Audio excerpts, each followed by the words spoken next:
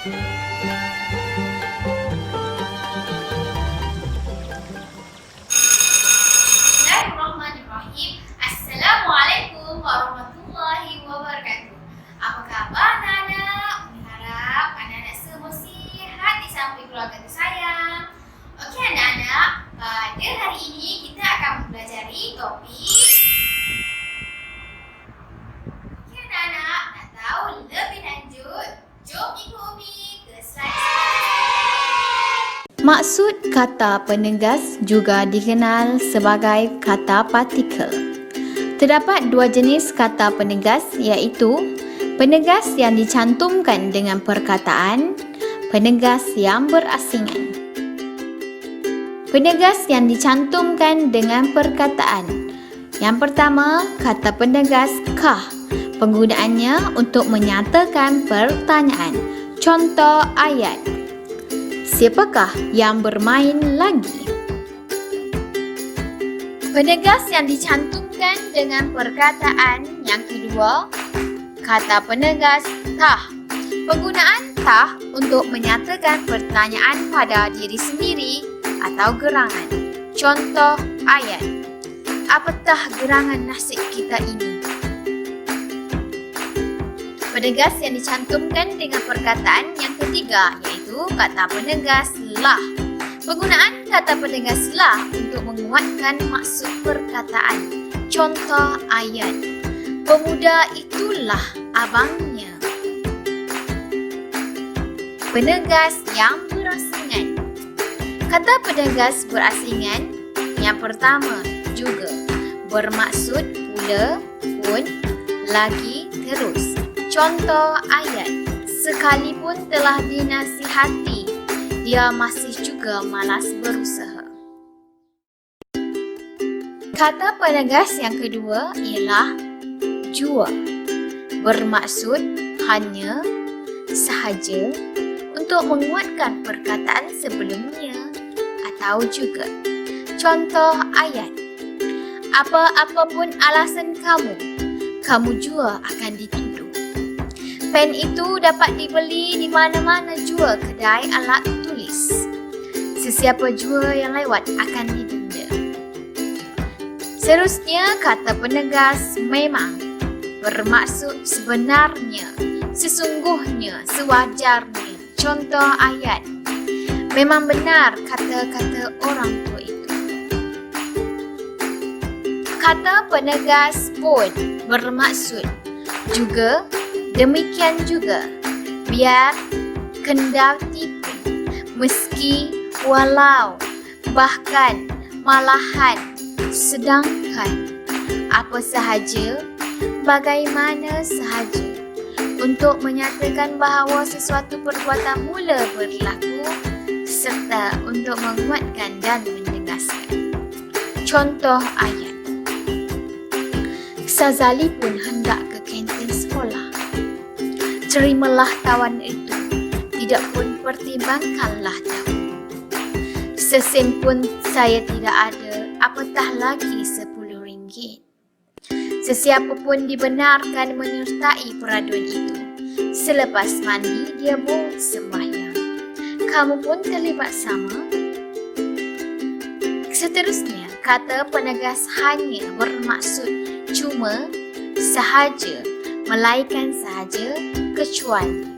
Contoh ayat. Budak lelaki itu hanya tahu meminta wang. Hanya apabila guru datang barulah murid-murid senyap. Seterusnya, kata penegas lagi bermaksud tambahan kepada sedia ada, masih, sedang, dan serta tambahan pula, ulang, lebih baik untuk menguatkan pernyataan. Contoh ayat. 3 orang lagi penduduk di kampung itu disahkan mengidap penyakit ganjil.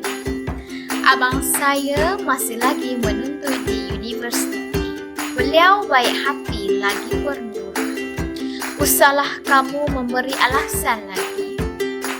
Tidur lagi baik daripada keluar rumah dalam cuaca begini. Bilakah lagi kamu hendak berkahwin?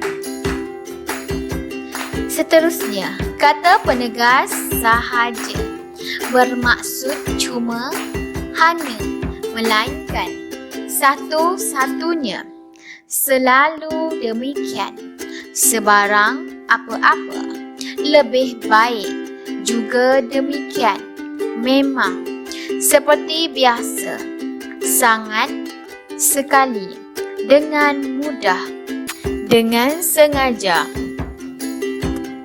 Contoh ayat, Laili sahaja yang tidak memakai cermin mata di kelasnya.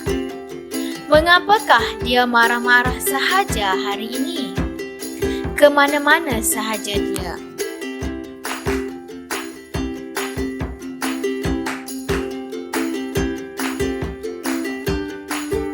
Karangan jenis berita, Kuala Lumpur, 25 April. Perdana Menteri mengumumkan peruntukan berjumlah RM200 juta bagi melancarkan usaha penanaman semula kelapa sawit. Menurut Perdana Menteri, langkah itu wajar memandangkan harga minyak kelapa sawit kian meningkat.